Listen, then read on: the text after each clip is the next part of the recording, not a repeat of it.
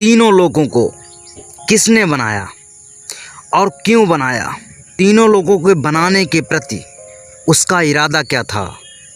आज अध्यात्म के इतने बड़े सीक्रेट पे बात करने वाले हैं कि आज तक किसी ने इसके बारे में आपको नहीं बताया होगा। तो चलो आज उसे जानते हैं जिसे जानना आपका हमेशा से हक था, मगर किसी समस्याओं की वजह से आपको उसे जानने का मौका नहीं मिला।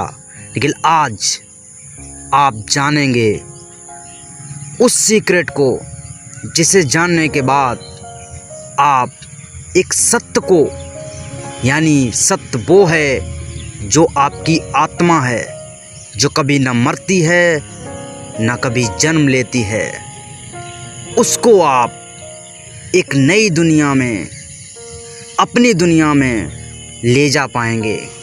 तो चलो चलते हैं उसकी तरफ। अगर आप इस चैनल पे नए हैं तो चैनल को सब्सक्राइब करके आल का घंटा बजा लीजिए, क्योंकि यहाँ आपको वो जानने को मिलता रहेगा जो आपकी आत्मा के लिए ज़रूरी है, जो कभी ना जन्म लेती है न कभी मरती है, वो अजर अमर है। मरते तो ये शरीर हैं जो यहाँ इस मृत्यलोक के मालिक ने हमें दिए हैं। आत्मा यहाँ मृत्यलोक में आकर भटक गई है, ये रास्ता ढूंढ रही है जिससे वापस घर जाया जा सके, जहाँ ना दुख है न सुख है, न पीड़ा है न क्रीड़ा है, न स्त्री है न पुरुष है। हमारी आत्मा हंस स्वरूप है, वहाँ सिर्फ आनंद ही आनंद है, वहाँ न आदि है न अंत है, वो तो सिर्फ और सिर्फ अनंत है। याद रहे, जहाँ दुख सुख पीड़ा क्रीड़ा स्त्री पुरुष ये सभी भोगों में आते हैं, जहाँ भोग है वहाँ आपको बार बार जन्मना पड़ेगा, मरना पड़ेगा एवं कर्मों के अनुसार स्वर्ग और नरक में भटकना पड़ेगा। इन सबको जानना आपको बहुत ज़रूरी था, इसलिए पहले इन बातों को जान लिया। अब तीनों लोकों को किसने बनाया और क्यों बनाया उसके बारे में जानते हैं। एक लोक है सतलोक, वहाँ के प्रभु हैं सतपुरुष, यानी हमेशा बना रहने वाला। यहाँ सभी आत्माएं स्वतंत्र रूप से रहती हैं। यहाँ न कर्मों का जाल है, ना आपके साथ में मन को बांधा जाएगा, और ना काम क्रोध लोभ मोह अहंकार रूपी दुश्मन होंगे। आप यहाँ सिर्फ पूर्ण रूप से स्वतंत्र होंगे। सभी के महाप्रभु सतपुरुष ने आत्माओं को और भी आनंद प्रदान करने के लिए अपने शरीर से 4 और शक्तियों को बनाया एवं 4 विशाल लोकों को बनाया, और उन 4 शक्तियों को एक एक लोक का मालिक बना दिया। सभी आत्माओं को बोल दिया कि आप इन चारों लोकों में खूब घूमिए, आनंद उठाइए और अपने घर वापस आ जाइए।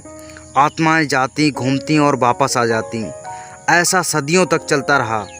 लेकिन एक समय सबसे छोटी शक्ति यानी सबसे छोटे बेटे के मन में एक विचार आया कि आत्माएं हमारे लोक तक आती हैं और घूमकर चली जाती हैं, क्यों ना मैं भी इन आत्माओं से एक दुनिया बनाऊं और उस पर राज्य करूं। इस सोच के साथ सतपुरुष के सबसे छोटे बेटे निरंजन भगवान ने सतपुरुष की अनंत काल तक तपस्या की। तब जाकर सतपुरुष प्रसन्न हुए और कहा कि क्या बात है बेटा, क्यों इतनी तपस्या कर रहे हो? तो निरंजन भगवान ने सतपुरुष से आत्माएं मांगी, तो सतपुरुष ने सेवा बस में एक बूंद आत्माएं तो दे दी, पर यह साफ कह दिया था कि इन्हें कोई तकलीफ नहीं होनी चाहिए। निरंजन भगवान हाँ कहकर आत्माएं लेकर वहाँ से चले आए। निरंजन भगवान ने ब्रह्मांड की रचना की, जिसमें लाखों सूरज चांद सितारे और अनेकों ग्रह शामिल थे। फिर 3 लोक बनाए। सबसे पहला लोक आदिलोक, जिसमें आद्या माँ शक्ति निवास करती हैं। दूसरा देवलोक, जिसमें सभी देवता निवास करते हैं। और तीसरा मृत्यलोक, जहाँ आत्माओं को रखा गया है। आत्माएं मृत्यलोक में आती और कुछ समय के लिए यहाँ पर घूमती फिरती रहती और 10वें द्वार से निकलकर अपने घर चली जाती। निरंजन भगवान ने सोचा यह तो ठीक नहीं है, ऐसे कैसे हम इन पर शासन कर पाएंगे, यह तो पूर्ण रूप से स्वतंत्र हैं।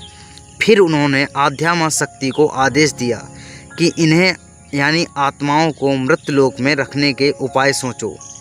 तो आद्या शक्ति ने मन बनाया और 5 दुश्मन बनाए, काम, क्रोध, लोभ, मोह, अहंकार, जिनके संपर्क में आते ही आत्माएं मैली होने लगीं और धीरे धीरे 10वां द्वार बंद हो गया एवं 84 के चक्कर में फंसकर आत्माएं यहीं चक्कर काटती रह गईं।